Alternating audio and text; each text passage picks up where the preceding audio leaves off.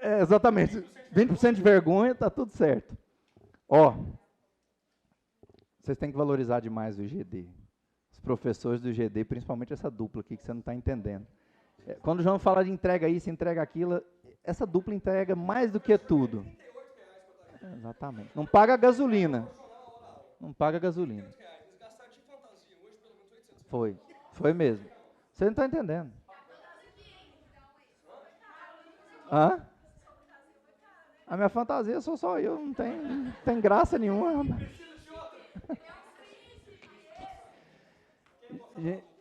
Tem trilha sonora aí, gente? Vai, fala. Eles vieram vestidos. Eles sempre fazem uma coisa e tal. Mas dessa vez eu acho que eles superaram, né? Foi a melhor. Ana tá aqui já 15 anos. Vem acompanhando a evolução dessa dupla. E a gente vai enxergar. Né? Vocês querem ver? Porque tem folclore e tal, mas tem a aula. As últimas questões são trabalho e processo-trabalho. É o que os dois fazem aqui. Exatamente. Acertar as questões de trabalho. Dá mais trabalho que tudo. Um pouquinho de entretenimento junto, que a gente não é de ferro. Ninguém está preparado para isso. Ninguém está preparado. Com vocês, ô DJ, música primeiro.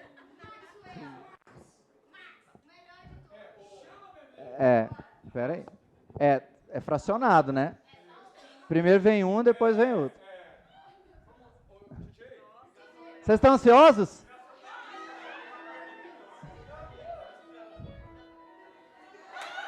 A Britney! Alguém conhece a Britney? Aê! Uhul! Aê!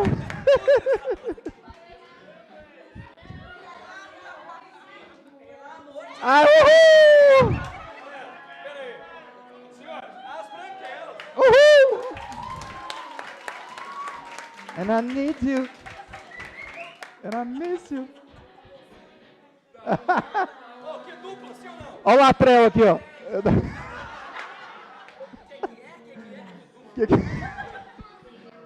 É o Latrell?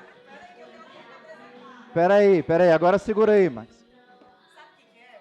Peraí, só um pouquinho. Oi. Não vai chegar, não? Tem um substituto? Parou na alfândega?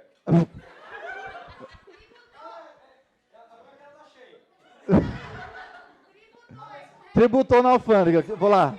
Fez um desembaraço aduaneiro? Fez. Qual que é o imposto que incide? Qual que é o nome do filme? Ah, isso vocês sabem, né, esses bandos safados. Aí, ó, agora sim. Só um pouquinho. Liberou então? Liberou. Na catraca pode liberar. É aula? Aula, fião. É o Silvaninha, é o Ramiro. Não tem Ramiro. É porque você achou que ia vir de Miami. Tem a Britney e era a Tiffany. Deu o nome de Stephanie? Deu o nome de Stephanie, eu tô maluco? É porque vem do Paraguai. Vem da Shein. Subiu. Tá chegando? Tá chegando aí. Tá aí? Gente, Britney e Stephanie. Uhul! Aê, cadê a música da Stephanie?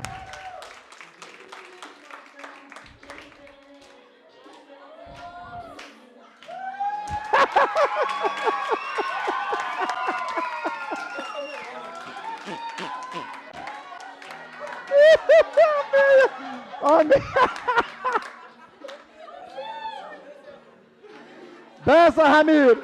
Opa, dança, Stephanie.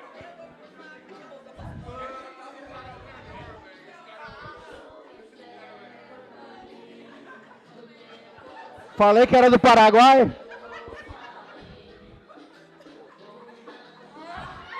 Me diverti.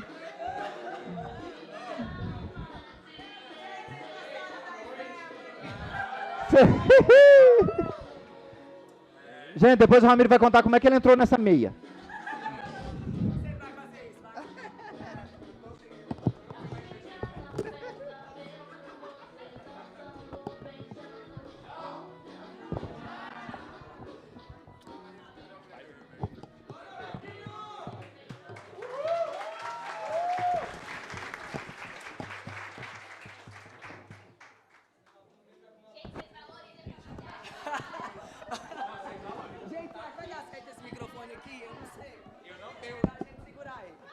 Gente, boa noite.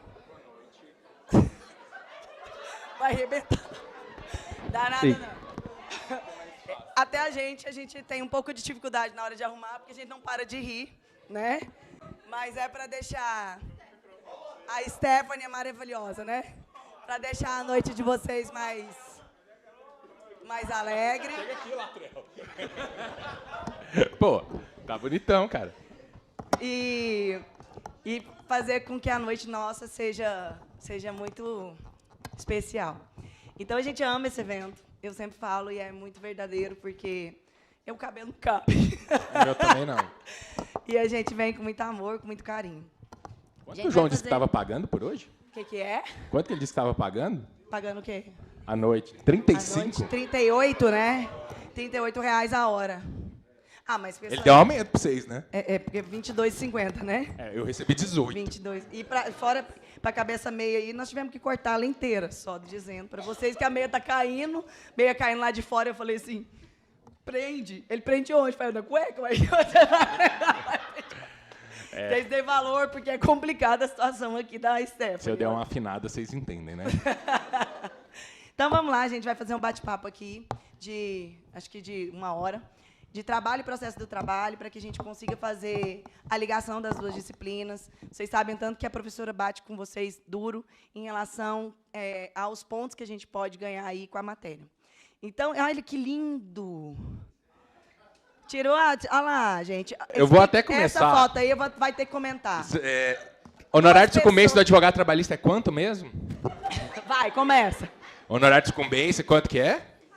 5 a 15%. Lá no processo comum, honorário de sucumbência é de 10 a 20, mas trabalhista é de 5 a 15. Faz sentido? Vai esquecer? Não tem como. Isso aqui é o REC. Você vê que o lugar Na é dourado, né? Na lua de mel dele. Isso aqui é o Ramiro. Bolsinha linda. Baixo. Segue a sequência, Max. Tem outra foto aí. Tem outra foto? Essa é a mais triste dos honorários. Depois você abre. Tá lá no WhatsApp. Foi mandado há pouco. Honorário de sucumbência de 5 a 15%, tranquilos. E outra questão. Jus postulante. Lembra do jus postulante? Jus postulante é a possibilidade que as partes têm de ingressar em juízo sem advogado, não é? Tranquilos? Cabem quaisquer relações de trabalho? Eu sou estagiário.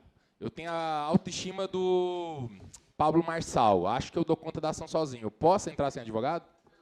Não, eu preciso de advogado. Jus postulante é só nas relações de emprego. Tranquilos? As demais relações de trabalho, avulso, autônomo, eventual, precisa de advogado no justiça do trabalho. Certo?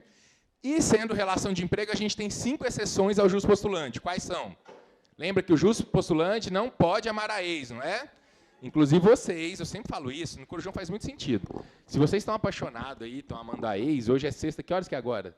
Não Tiffany? tenho nem ideia, eu acho que horas que são? 00:30. Então vocês estão lá grudados com a ex, né, amando a ex, seu ex, ou sua ex essa hora deve estar fazendo um amor fofo. Né? 00:30, já deu para tomar um vinhozinho fazendo um amor fofo. E vocês estão aqui estudando. Então, assim, jus postulante não pode amar a ex nem vocês. Dito isso, são 5 exceções do amar a ex. Ação rescisória, mandado de segurança, ação cautelar, recursos ao TST. Tomem muito cuidado com isso. Professor, eu posso recorrer para o TRT sem advogado? Posso. Para o TRT, posso. Para o TST, eu posso recorrer sem advogado? Não. Então, recursos ao TST. E a última, que é a que mais cai, é o acordo extrajudicial. A ex é o acordo extrajudicial, ou seja, ação para homologação de acordo extrajudicial, certo? No acordo extrajudicial, pensem só. Vamos supor que o Murilo quer fazer um acordo... Esqueci o nome, perdão. Raquel. Com a Raquel, certo? O Murilo trabalha na empresa Raquel, eles querem fazer um acordo. A Tiffany pode representar os dois ao mesmo tempo?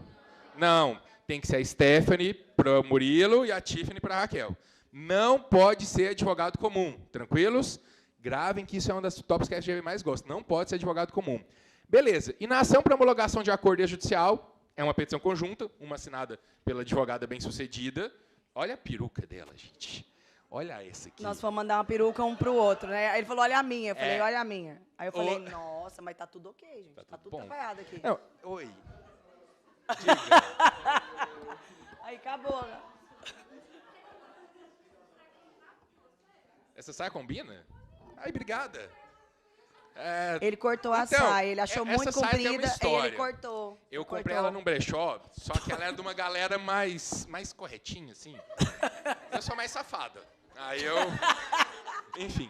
Mas voltando, a ação para homologação de acordo extrajudicial tem que ser uma advogada para o empregador, um cara de empregador, e um advogado para o empregado. Tranquilos? Não pode ser advogado comum.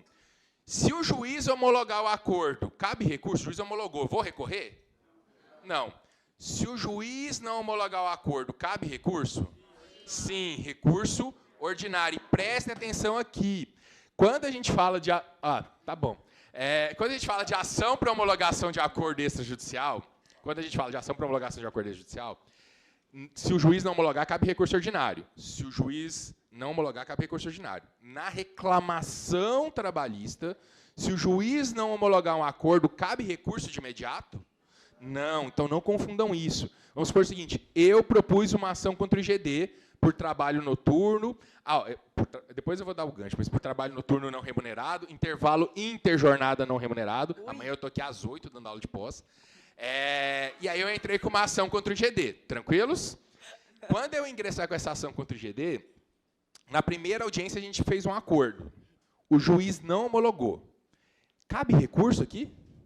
Não, vai seguir o processo, contestação, audiência de instrução, só depois da sentença que cabe recurso, beleza? Dito isso, antes de eu passar a palavra para minha amiga aqui, olha a diferença dos honorários baixos para o honorário alto. Isso que eu vou contar é real, gente, não é fictício. Isso aqui foi no mesmo dia, na mesma cidade. Eu fui dar uma aula em Maceió e o REC foi lá para férias. Você já vê a diferença do proletário para aquela pessoa bem-sucedida. Aí eu terminei a aula, tal, beleza, né? Fiquei lá um dia a mais, e aí eu estava na segunda em Maceió e ele na segunda em Maceió. Parece que o sol não nasce para todos, né? Aí você vê aqui o cabelo, o perfil, ó, isso aqui. É muito foda. Lembra, se cai questão de honorário, vocês lembram disso. Eles gostam de ir para o mesmo lugar, mas parece que o ambiente é outro. Parece que o ambiente é outro, né? O ambiente é outro. Gente, vamos lá. O primeiro ponto que eu queria deixar para vocês aqui, que é importantíssimo, e a gente vai fazer um mix, acerca da responsabilidade. Então, quando a gente fala lá, primeiramente, em grupo econômico, quando eu sou um grupo econômico, né, teoricamente, eu tenho uma responsabilidade subsidiária ou solidária? Solidária. Indiferente se o grupo econômico é urbano, indiferente se o grupo econômico é rural. Falou em grupo econômico, a responsabilidade sempre é solidária. Por quê? Porque o empregador é único, tem a mesma gestão e a mesma comunhão de interesses. Então, responsabilidade de grupo econômico solidária. Outra responsabilidade solidária que cai é quando se fala em fraude à execução.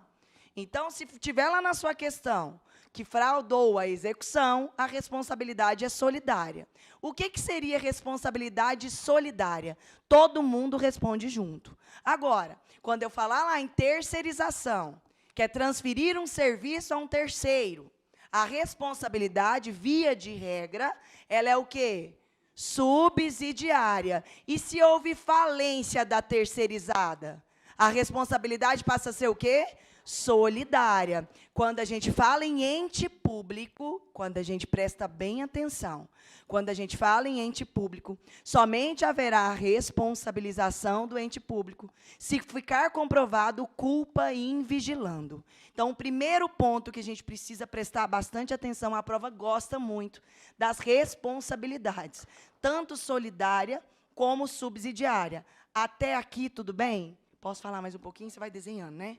Acerca do intervalo, o Ramiro está aqui desde 7 da noite. E aí a gente fala o seguinte, qualquer jornada de trabalho, ela precisa ter o seu respeito ao descanso. Se o João estivesse aqui, ele ia falar.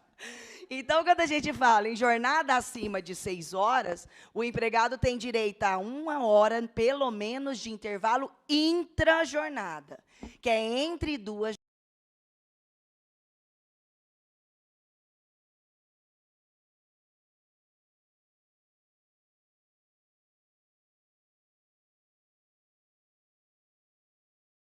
Aí ele permaneceu 20, 21, 22, 23, que horas são? 0 hora, 1 hora e tudo. Ele vai voltar aqui 8 horas da manhã, ele vai ter só 4 horas de intervalo. Suponha que ele só tenha...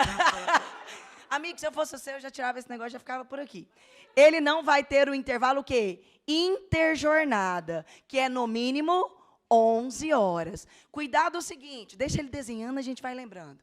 Quando a gente fala de natureza indenizatória, o intervalo intrajornada, caso seja suprimido no todo ou em parte, eu vou ter que pagar para esse empregado o período do intervalo que foi suprimido, com adicional de, no mínimo, 50%, natureza indenizatória. Agora, fala para mim, se eu tiver horas extras é adicional? Não. Quando eu trabalho a mais, eu não vou ter um adicional de, no mínimo, 50%? Então, toda vez que tiver lá na sua prova, para ficar fácil, toda vez que tiver na minha prova adicionais, adicional noturno, adicional de hora extra, adicional de insalubridade, que é algo não... É algo que a gente está, eu e ele aqui, suando. É algo não saudável. Adicional de periculosidade. Todas as vezes que tiver adicional lá, teoricamente, ele tem reflexo, porque tem natureza o quê? Salarial. Vamos voltar. Nem toda verba, ela integraliza a média rescisória. Então, vamos lá. 457, 458 CLT. A prova ama e eu vou falar 1000 vezes. Se eu falar para vocês, em adicionais, qualquer um deles, tem natureza salarial, logo tem reflexo. Quando eu falo em comissão, também tem reflexo. Se eu falar em gorjeta, tem reflexo? Parcialmente. Por que é parcialmente? Porque a gorjeta ela vai refletir em férias, ela vai refletir em 13º e ela vai refletir em depósito do FGTS. Agora, se falar lá para você prêmios, abonos, benefício. Gente, se eu ganho alimentação, se eu ganho refeição, se eu tenho um plano de saúde, indiferente se é por lei ou se é por contrato, teoricamente, benefício, ele não vai ter natureza salarial na nossa prova. Claro que se tiver alguma forma que o benefício foi pago de modo errôneo, aí já é outros 500 que a prova não cobra.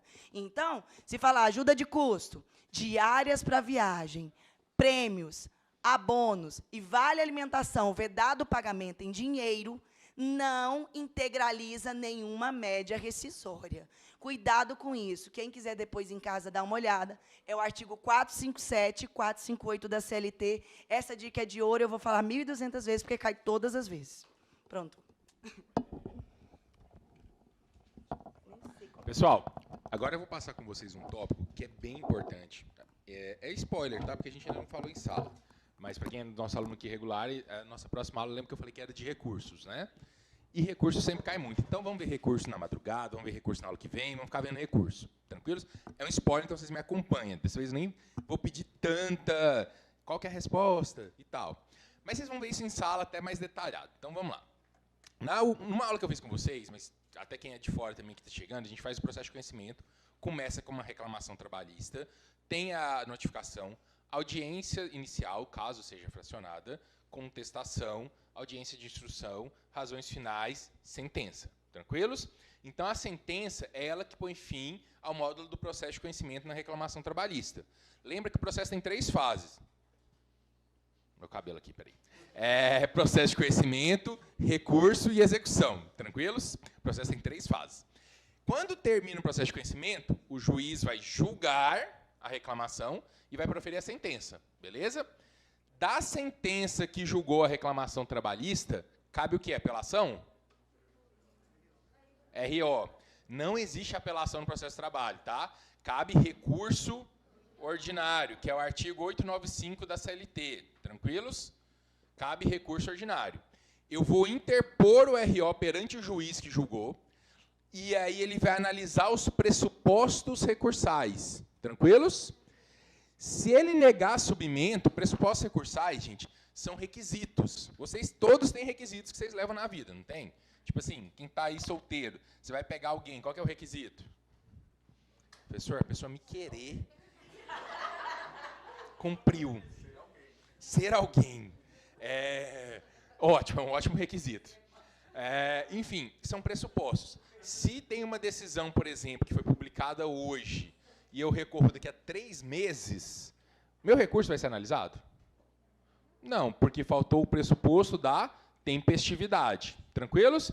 Então, diferente do processo civil, que o juízo ACO, que é o juízo inicial da análise, não analisa os pressupostos recursais, no processo do trabalho, tanto o juízo ACO quanto o juízo adquem analisa os pressupostos. Tempestividade, preparo, legitimidade, interesse. Tranquilos?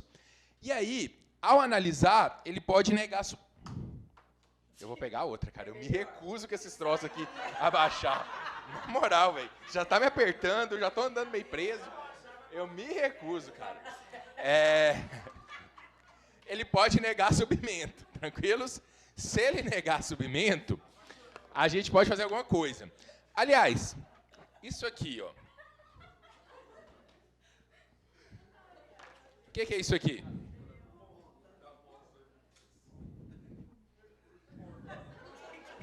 O que é isso, gente? Agravo de instrumento. Pessoal, vem aqui. O agravo de instrumento, ele é o recurso Viagra. Professor, não entendi. A função do agravo... Isso aqui, para quem não viu, é um Viagra agora, tá? A função do agravo de instrumento é só fazer subir. O agravo de instrumento, ele é o recurso que destranca o recurso no juiz ACO e remete para o juiz adquem. Ou seja, a gente até faz um poeminha, prega, Paulinha já até conhece. Negou o submento, o que cabe? Vai, o que riba? Acabei de falar. Agravo de instrumento. Negou o submento, agravo de instrumento. Decisão na execução, agravo de petição. Já fica aqui um spoiler, agravo de petição. É um poeminha muito bonito, né, feito por mim. E é isso, gente. Negou submento, agravo de instrumento. O agravo de instrumento, ele é o recurso para destrancar o recurso que ficou trancado no juiz ACO, beleza? E o agravo de petição é o recurso para julgar as sentenças, as decisões na fase de execução. Professor, não entendi, não tem problema. Se você não entendeu e leu lá na sua prova, a sentença que julgou embargos de execução está em qual fase do processo? Execução. E aí você vai falar que a resposta correta é o quê? Agravo de petição. A sentença que julgou exceção de pré-executividade está na execução, agravo de petição. Decisão na execução, agravo de petição. Tranquilos?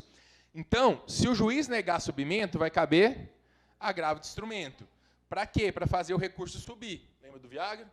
Beleza? Subiu. Remete para o TRT. Julga. O TRT vai proferir o acórdão. Do acórdão do TRT que julgou o RO, vai caber recurso de revista. Ah, não coloquei aqui o artigo, né? Deixa eu colocar nesse caso, que é matéria nova. Artigo 897 da CLT. Vai caber o recurso de revista, que é o 896 da CLT. Aqui uma dica, gente. Não, fica aqui. O recurso de revista, presta atenção nisso para vocês lembrar para a prova.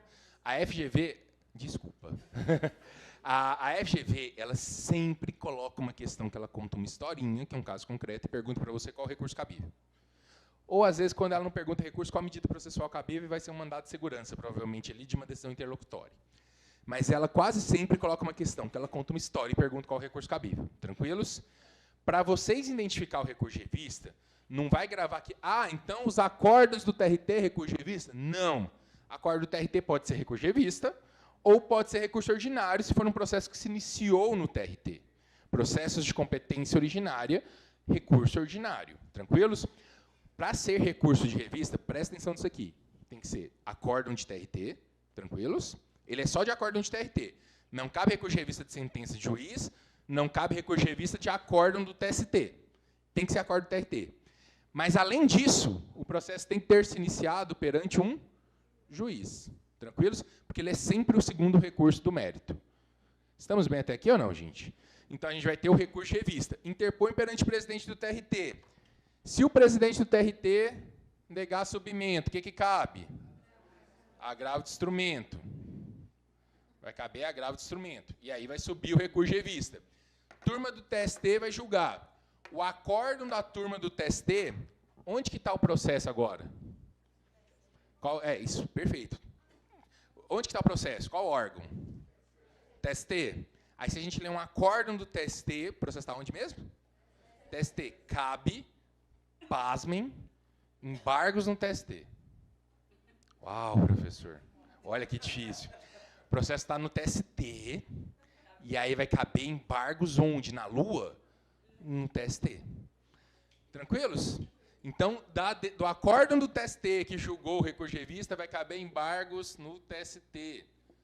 Artigo 894 da CLT. Ficou claro isso aqui, gente? É claro que eu não esgotei as fases recursais, mas isso aqui é o principal.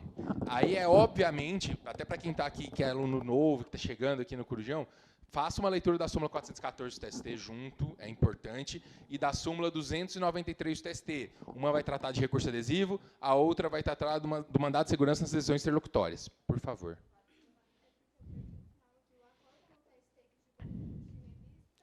Acordo TST, embargos no TST.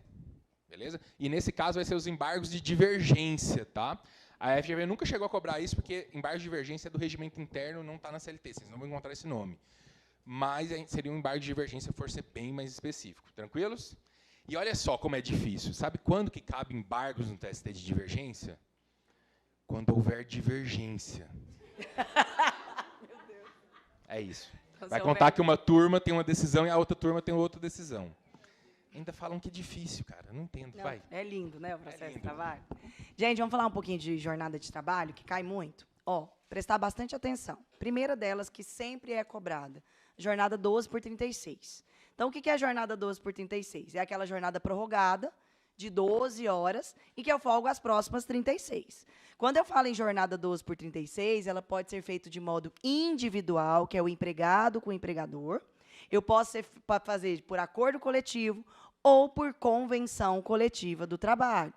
Quando eu falo em jornada 12 por 36, dentro da remuneração, grava bem isso, está incluso descanso semanal remunerado, que é o dia do Senhor, que eu sempre falo, feriados e prorrogação de jornada noturna.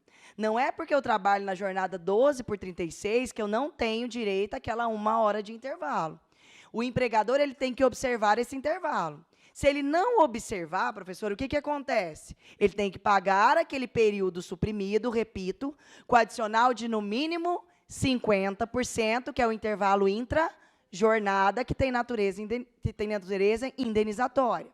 Próxima jornada que pode cair, a jornada por tempo parcial. Parcial, vou fazer igual o Ramiro, é de parcialidade. Né? Então, não é uma jornada total. O que seria uma jornada padrão pela Constituição Federal, lá pelo artigo 7º? Né? 8 horas por dia e 44 horas semanais? Quando eu sou contratado por uma jornada por tempo parcial, ela é limitada em, no máximo, 30 horas por semana. Ah, professora, se eu trabalhar 30 horas por semana, eu posso fazer horas extras? A resposta é não. Se eu contrato um empregado por 30 horas por semana, não é possível, é proibido que este empregado faça horas extras. Agora, tem uma segunda possibilidade, de contratar um empregado com uma jornada de até, Ana, 26 horas por semana. Neste caso, aí sim, admite-se até 6 horas extras por semana.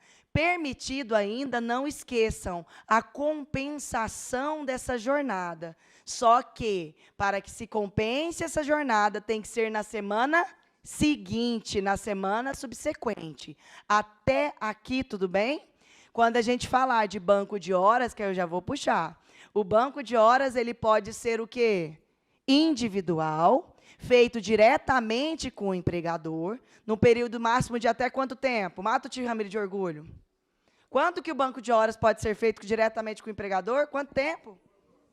Não, gente, de tempo, 6 meses. Eu posso fazer o banco de horas diretamente com o empregador por um período de até 6 meses. Agora, lá no 611-A da CLT, ele permite a negociação do banco de horas de até 12 meses. Ou seja, cuidado com isso. O banco de horas ele pode ser tácito. O banco de horas ele é expresso quando é até 6 meses. E eu posso fazer essa negociação por acordo ou convenção coletiva, lá pelo 611-A, quando esse banco de horas é de 12 meses. Entre acordo e convenção coletiva, o que prevalece? Acordo coletivo do trabalho. Não esquece, artigo 620 da CLT. Se tiver lá na sua questão, que foi por acordo coletivo, a hora extra é 60%. Por convenção coletiva, a hora extra é 65%. O que vai prevalecer? o acordo coletivo, porque ele sempre prevalece. A questão vai colocar de um jeito que você pense, nossa, coitado do empregado. Pelo princípio da proteção, não. Entre acordo ou convenção coletiva, sempre vai prevalecer acordo coletivo do trabalho. Terceira jornada, para a gente não esquecer. Cuidado lá com o artigo 62. Lá no artigo 62, fala quais os empregados que não estão abrangidos por jornada de trabalho. Aí a gente tem o coleguinha gerente, que é aquele cargo de confiança. Se eu sou gerente, eu não tenho controle de jornada. Se eu sou gerente, eu tenho poder de condução de um departamento ou de vários. O gerente não registra controle de ponto e o gerente ganha uma gratificação de, no mínimo, quanto? 40%. Se é gratificação, integraliza a média rescisória? Sim, enquanto eu estiver na condição de gerente, integraliza a média rescisória. Eu sei que está bem esquisito. Vocês estão conseguindo prestar atenção sem achar a gente ridículo? Não estou, Ramiro, não estou. E você pensa, eu tenho muito cabelo, tem 2 cabelos do que eu tenho. Então, está bem difícil essa parte aqui. Até, foi fácil, não. Até aqui tudo bem? Então, cuidado com essa figura. Um outro detalhe, o que está no artigo 62? O teletrabalho, 75A ou 75F seguintes. Quem é o coleguinha teletrabalho? É aquele empregado que é contratado fora da unidade empresarial com meio que telemáticos, teleinformáticos. O contrato de trabalho do teletrabalho pode ser por tempo, por tarefa, cuidado, e por produção. Por tarefa e por produção, teoricamente, eu estou no artigo 62, porque eu não registro o controle de jornada. Agora, se eu sou um teletrabalho por tempo, eu não estou enquadrado no artigo 62, ou seja, se eu extrapolar a jornada que o empregador me contratou, pode ser que eu receba o quê? Horas extras. Vai, amigo. Pessoal, os meninos em sala, mas é bom, estudo é revisão e spoiler. Vou falar de procedimentos especiais. Alguns que a FGV tem que sempre gostar de colocar procedimentos especiais na prova. Primeiro procedimento especial que eu queria trabalhar com vocês é o inquérito para apuração de falta grave. Professor, o que é o inquérito para apuração de falta grave? O inquérito para apuração de falta grave é uma ação para que eu possa demitir o empregado portador de estabilidade. Ou seja, se o trabalhador portador de estabilidade comete uma falta grave, eu não posso simplesmente demiti-lo. Eu tenho que suspender ele. Eu posso suspender um trabalhador por 90 dias?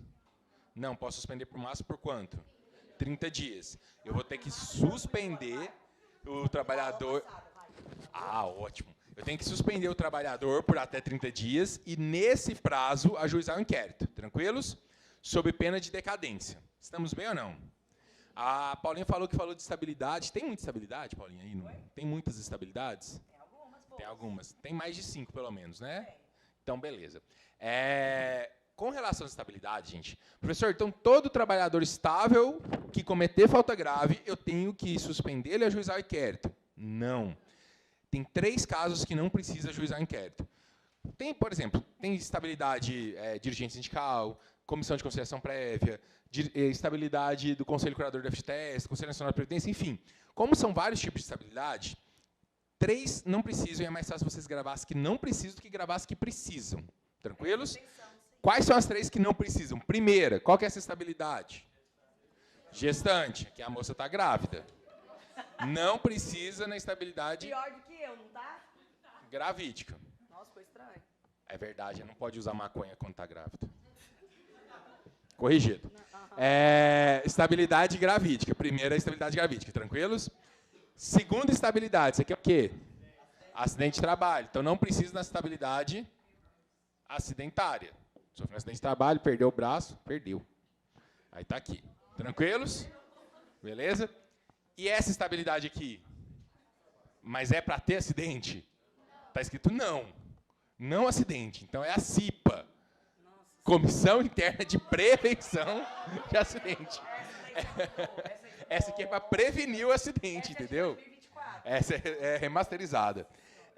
Pessoal, não pode, então, não precisa do inquérito quando for estabilidade gravídica, estabilidade do cipeiro, estabilidade acidentária. Todas as outras precisam do inquérito. Tranquilos? É mais fácil vocês lembrarem 3 do que lembrarem 6. Estamos bem ou não, gente? Tranquilos? Outra questão. Ajuizado do inquérito. Quantas testemunhas podem ser ouvidas no inquérito? Até 6 testemunhas, não é? No rito sumaríssimo, até quantas? Até 2. No rito ordinário, até 3. Tranquilos? Outro procedimento especial que eu queria lembrar para vocês. Ação rescisória. Cabe ação rescisória no processo de trabalho? Cabe. Como que ela funciona? Igual ao processo civil. Utiliza as mesmas regras do 966 seguintes do CPC. Tem uma diferença, e é essa diferença que a FGV quer saber de vocês. Lá no processo civil, para que eu possa ajuizar uma ação rescisória, eu tenho que fazer um depósito prévio de 5%. Tranquilos? Então, se eu quero rescindir uma ação de R$100 mil, eu tenho que ir lá e depositar R$5 mil. No processo do trabalho, para que eu possa fazer uma ação rescisória, o depósito é de 20%. Tranquilos? Tomem cuidado, porque é isso que a FGV quer saber. É o que é diferente. É de 20%. Estamos bem? Também comporta ação monitória, ação de consignação em pagamento, tudo isso igual no CPC. Utiliza-se subsidiariamente. E também nós temos o nosso mandado de segurança, que é a regra da Lei 2016. O que a FGV até tinha indicado para vocês anotarem, gente. De mandado de segurança, se cair na sua prova, é súmula 414 a súmula 418. Essas 4 súmulas que a FGV gosta. Súmula 414 a 418, todas são sobre mandado de segurança. A principal é o seguinte: no processo de trabalho, em regra, não cabe recurso de decisão interlocutória de imediato. Ou seja, se o juiz dá uma decisão que não põe fim ao processo, diferente do processo civil, que eu entro com agravo de instrumento, nas situações lá previstas, aqui o que eu faço? Nada. Aí o que nós podemos manejar? Mandado de segurança. Lembrando que mandado de segurança não é recurso. Exemplo, professor. Eu até falei isso com vocês. O juiz pode exigir adiantamento de honorário pericial no processo do trabalho? Não. No processo do trabalho, o perito, quem vai pagar o perito? Quem paga o perito mesmo, que eu esqueci? A parte sucumbente, não é? Nós só vamos saber quem vai pagar o perito no final do processo. Por isso que o juiz não pode exigir adiantamento. Tranquilos? Se o juiz exigir, ele estudou o CPC e achou, olha, que legal, deixa eu exigir. Essa decisão do juiz que exigiu adiantamento de honorário acabou com o processo? É uma decisão interlocutória. E aí, o que vocês vão fazer? Xingar no Twitter? Não. Vocês vão fazer o quê? Impetrar mandado de segurança. Quando tiver tutela provisória antes da sentença, decisão que exigiu adiantamento de honorário pericial, decisão que proibiu, por exemplo, a formulação de quesitos ao perito, decisões interlocutórias que não comportem recurso, mandado de segurança. Estamos bem ou não, gente? Professor, tem alguma decisão que comporta recurso? Tem. Súmula 214 do TST. São as 3 exceções que cabe recurso de decisão interlocutória. E a principal, a que a FGV sempre cobra é da decisão que acolhe exceção de incompetência territorial, determinando a remessa dos autos a outro TRT, cabe recurso de imediato, recurso ordinário. Tranquilos? Professor, não entendi. Aquele exemplo que a gente dá, vamos supor o seguinte: eu, Ramiro, trabalhava na cidade de Antagorda. Existe, Rio Grande do Sul. Tá? Eu trabalhava na cidade de Antagorda. Eu tinha que ajuizar a ação onde? Antagorda. Eu falava Rolândia e o pessoal ficou com vergonha de falar. Eu falava, gente, tem que ajuizar a ação onde? Tá bem diferente de 2024, tá certo. Eu tô ficando mais light. Eu trabalhava em Antagorda, então eu tinha que ajuizar a ação em Antagorda. Só que eu fui demitido e mudei para Pau de Ferro, no Rio Grande do Norte. Ajuizei a ação lá em Pau de Ferro. Você é advogado da empresa, o que você tem que fazer? Você quer tirar o processo do Pau de Ferro e trazer para Antagorda.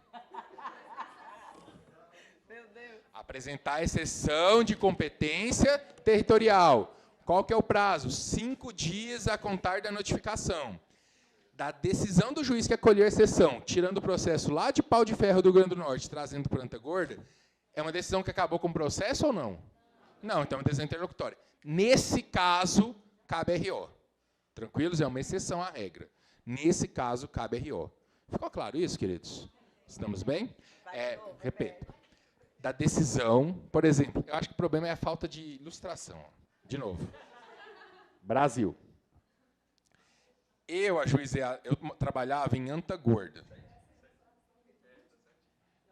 Rio Grande do Sul.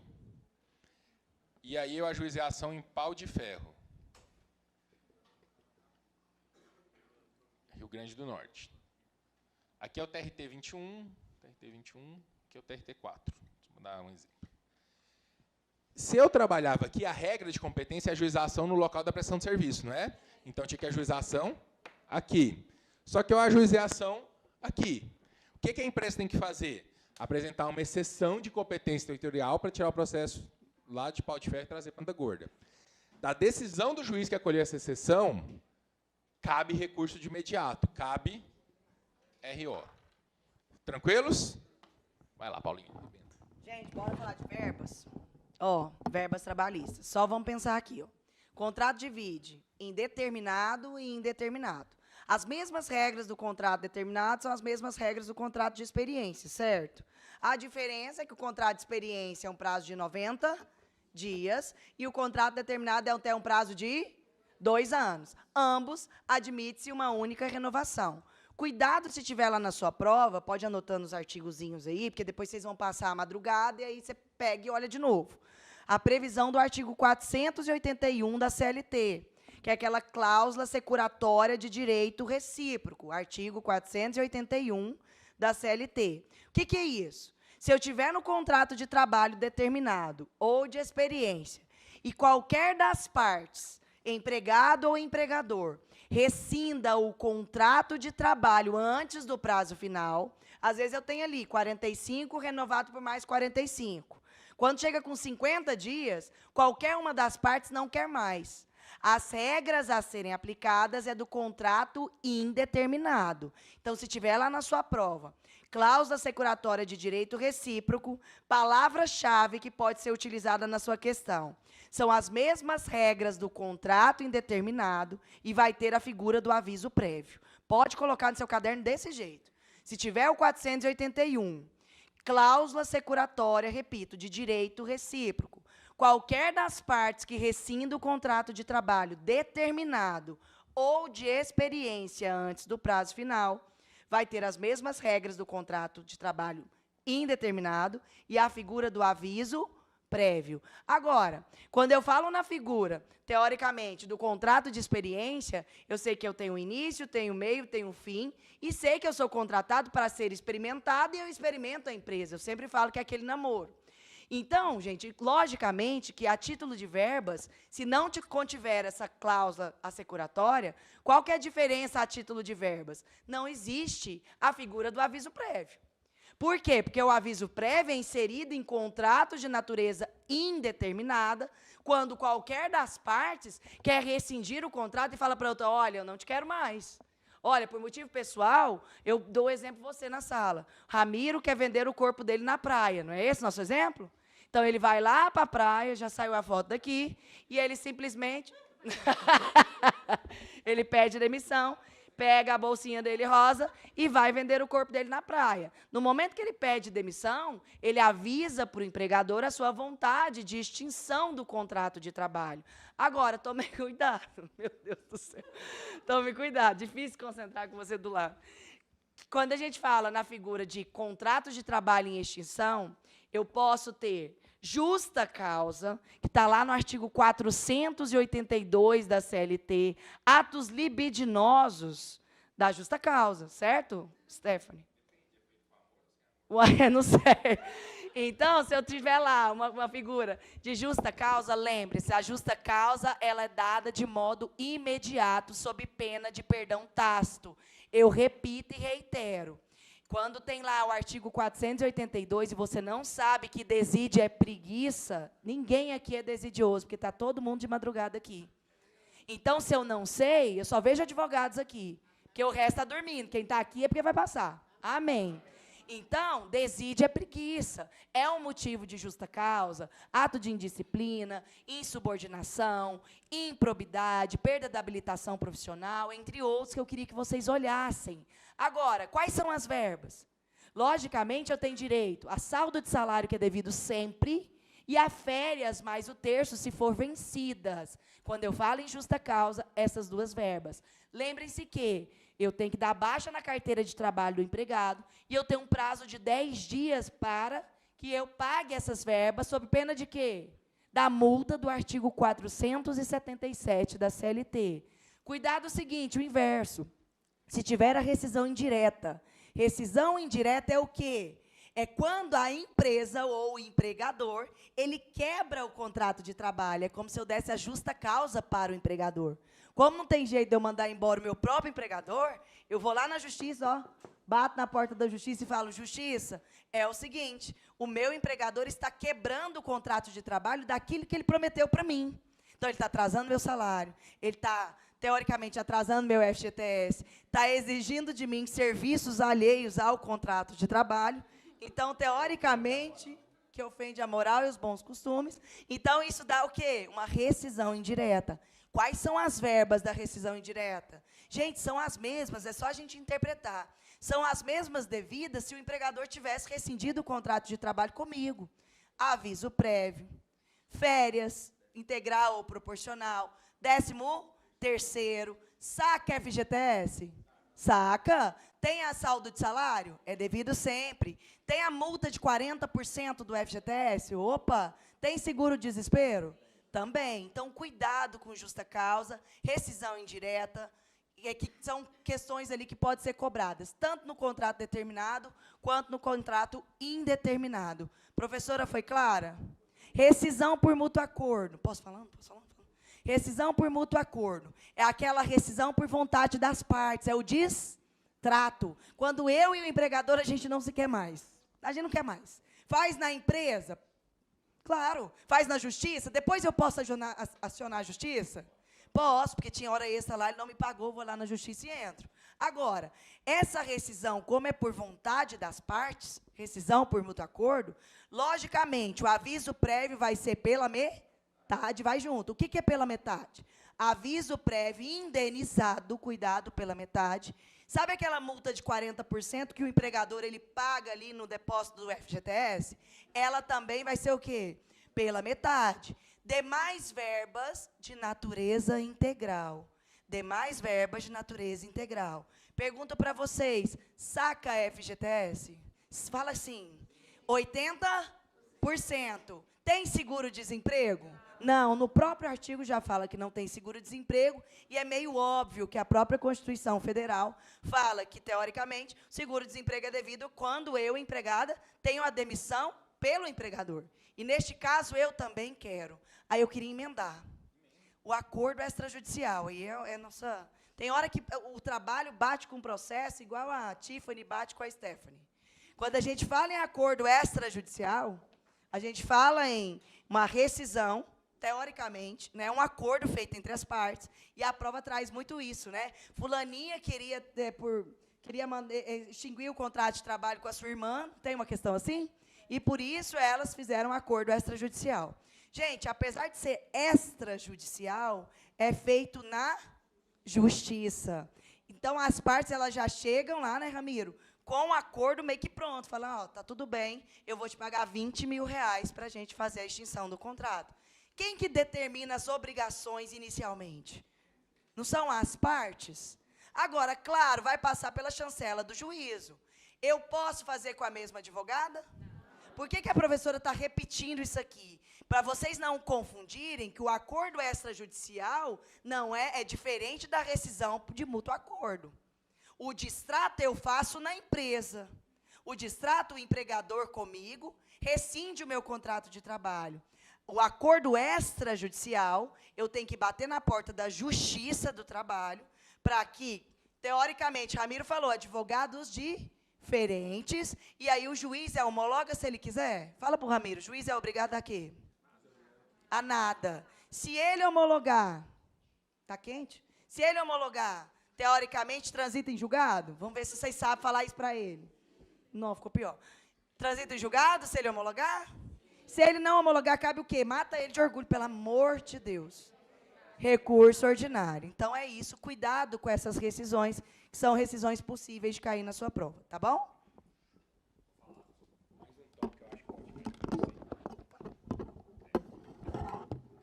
Pessoal, vamos falar um pouquinho de audiências, tá? Audiência é sempre um tópico reiterado. Seguinte. Atraso em audiência. Tranquilos? Vamos começar com atraso em audiência. Vamos supor que eu tenho uma audiência marcada às 8 horas da manhã, que é uma ação do Pablo Marçal contra o Bambam. Beleza? Estão trazendo pessoas que são boas de marketing. Bom, tem essa ação do Pablo Marçal contra o Bambam, 8 horas da manhã. Quando der 8h20, teve já 20 minutos de atraso. Posso picar a mula? 8h20. Isso, olha só. Pessoal, a audiência é 8 da manhã, é a primeira audiência da pauta. Deu 8h20 da manhã. Posso ir embora? Posso. Quando tiver atraso superior a 15 minutos na primeira audiência da pauta, as partes podem se retirar. E é só ir embora e fazer um videozinho no TikTok falando que o juiz é atrasão, tipo, juiz atrasão. Não. Registrar na ata, tranquilos? Segunda audiência. Vamos supor que eu tenho uma segunda audiência. Mas você vai assim, ó. Você que registrou, né, doutor? Opa. É isso. Eu tenho uma segunda audiência que é das 9 da manhã, certo? Deu 9h20, a audiência está atrasada. Posso ir embora? Não posso. Não, 9h20. A partir da segunda audiência da pauta, as partes, aí sim, depende, somente poderão se retirar quando houver atraso superior a 30 minutos, injustificado. Esse é o ponto que vocês têm que tomar cuidado. Porque, por exemplo, às vezes a audiência atrasou, mas é porque a outra teve, as testemunhas ficaram muito tempo. E isso é um atraso justificado. Tranquilos? Então, em resumo, atraso superior a 15 minutos na primeira audiência, as partes podem se retirar mediante registro em ata. A partir da segunda audiência, as partes somente poderão se retirar se o atraso for superior a 30 minutos, injustificado. Estamos bem ou não, gente? Tranquilos? Beleza. Teve a audiência inicial ou audiência una. Reclamante não compareceu. O que acontece? Audiência inicial. Reclamante não compareceu. Qual é o efeito? Arquiva. Se o reclamado não comparecer, qual é o efeito? Revelia. Se os dois não comparecerem, qual que é o efeito?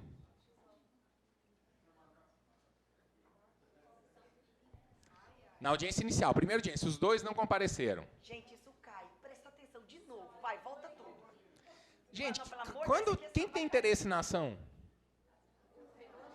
O reclamante. Se os dois não compareceram, quem tem interesse é o reclamante, arquiva o processo. Tranquilos? Se os dois não comparecerem, arquiva. Estamos bem ou não?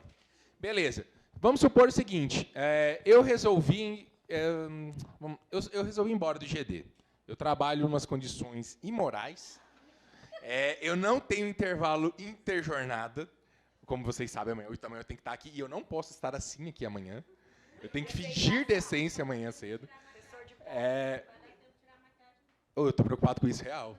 Eu achei que eu ia só lavar o rosto ali e já fiquei sabendo que não. Estou preocupado com isso real. Mas assim, tem que usar quem? E o que é demaquilante? E o que é isso? Ai, meu Deus. Você trouxe, né? Tá bom. Então, assim... Eu apanho? Vocês não repararam o detalhe. Eu ainda passei brilhinho no olho dele, gente. Gente, até os dois alunos... Eu enfrentei... Eu briguei num bar lá na Tailândia de luta, mas da minha mulher eu não brigo, não. Eu saí na porrada com um cara lá, mas aqui não é assim, porrada saudável, tá? Eu não sou a favor da violência, foi super saudável. Foi um ringue, tinha juiz, a gente só podia se bater, mas 1 minuto cada round. Mais rápido que o Bambam, inclusive. Mais demorado. Mas voltando. Seguinte, audiência inicial. Eu resolvi sair do IGD. E aí o IGD entrou com uma ação de consignação em pagamento contra mim. Estamos bem ou não? Para pagar o que está me devendo, os R$38 dessa aula. Nesse caso, que triste. Não, o triste é que eu ia receber 18. E eu fiquei sabendo que vocês vão receber 38. Quanto foi sua sainha? Minha sainha foi R$30. Ou seja, sobrou 8. Mas enfim, voltando aqui. E aí, eu não teve essa audiência, foi marcada uma audiência da ação do IGD contra mim, e no dia da audiência o IGD não compareceu, o preposto do IGD. Qual que é o efeito?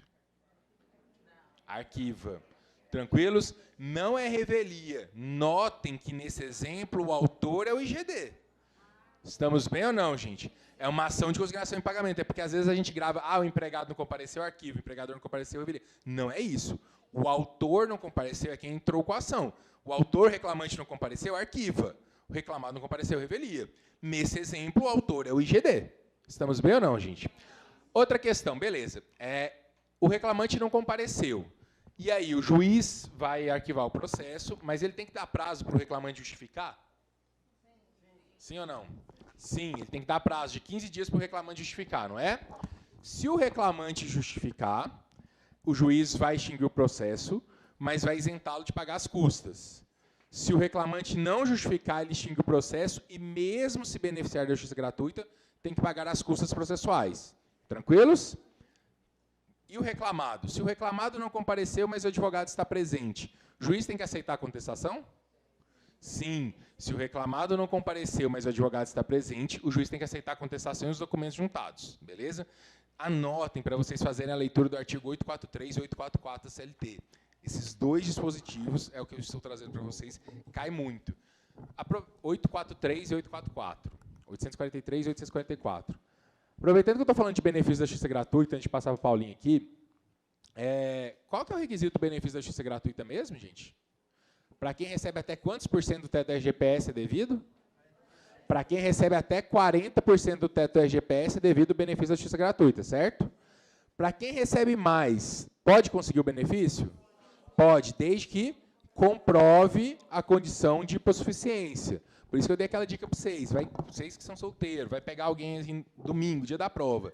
Aí vocês vão lá no iFood. Só depois, né? No iFood não, no Tinder. Que era a mesma coisa. Depois da prova. Antes não. Não, para comemorar. Para extravasar. Beleza. Vocês vão contar lá e acertar acima de 40. Aí vocês vão lá no Tinder de pessoas, no iFood de pessoas, né, no Tinder, e escolhe assim. O que eu dei de dica para vocês? Vocês vão procurar um amor verdadeiro que receba acima de 40% do teto da RGPS. Por que esse amor verdadeiro tem que receber acima de 40% do teto? Porque abaixo é pobre. E de pobre já basta você.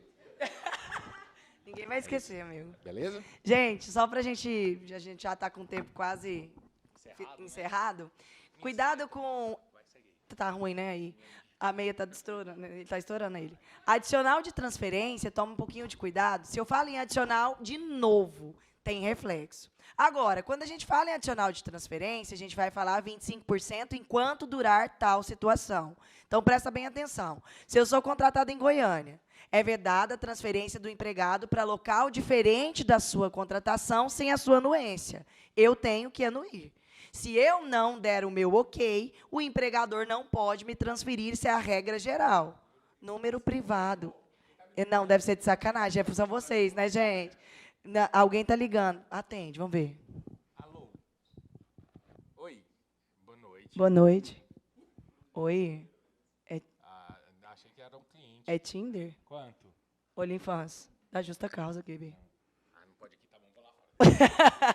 Então, é o seguinte, cuidado, seguinte. Se eu falo em adicional de transferência, 25%, quando a gente fala em quanto durar tal situação, é porque a transferência é provisória. Tá? Lá, se falar que a transferência é definitiva, corre que não é essa informação. Então, provisória. Quando eu falo em transferência, quem que eu posso transferir? O cargo de confiança, gerente, ou empregados que tenham como condição implícita ou explícita no contrato a possibilidade da transferência. Quem que paga as despesas da mudança do Ramiro? Quem que paga? A empresa que paga. Então, as despesas são pagas pela empresa, pelo empregador. Então, tome cuidado. A transferência, ela só pode ser lícita no caso de gerente, no caso de condições explícitas ou implícitas no contrato de trabalho. No mais, ela é vedada. O que eu quero dizer por último? Que ele já está descendo a meia, mas que eu estou muito feliz de ver vocês aqui agarrados firme. É uma turminha que tem dado uma sensação de muito amor para a gente. Disfarça aí debaixo do púlpito. Ele tá estranho o negócio aqui. A gente quer ser sentimental, mas dá tudo errado, cara. Eu quero ser bonitinha. Não dá, não? Então, gente, é o seguinte. Não tá legal. Eu já falei para você prender na cueca. Gente, eu espero de coração, meu Deus, que daqui até as próximas semanas, garre firme mesmo, que a gente precisa passar na primeira fase, para a gente estar na segunda fase, nas escolhas que vocês fizeram. Eu espero de coração que vocês sejam felizes na escolha de vocês, como eu e a minha amiga aqui, nós somos felizes. A Stephanie é muito feliz, e a Tiffany, né? É Tiffany também. Então, eu desejo de coração que realmente a gente sabe que é um momento difícil, a gente sabe que o mundo quer tirar a gente do lugar, mas a gente sabe que é necessário para a nossa vida, para a nossa profissão. E é muito bom ver o olhar de vocês, de quem está buscando. Tá bom? Deus abençoe, Deus ilumine o caminho de cada um. E eu tenho certeza que Ele está aqui para iluminar a cabecinha de vocês, que na hora vai ser sucesso. Tá bom? Muito obrigada, gente. Pessoal, então também fala. Como é? Oi? Ai, obrigado. Nossa, olha que homem, gente. Oi. Não era você que estava me ligando, não? Para você é de graça. Bom, voltando aqui. Queridos, olha só. Dando um feedback aqui, assim, real. Eu queria desejar uma excelente prova para vocês.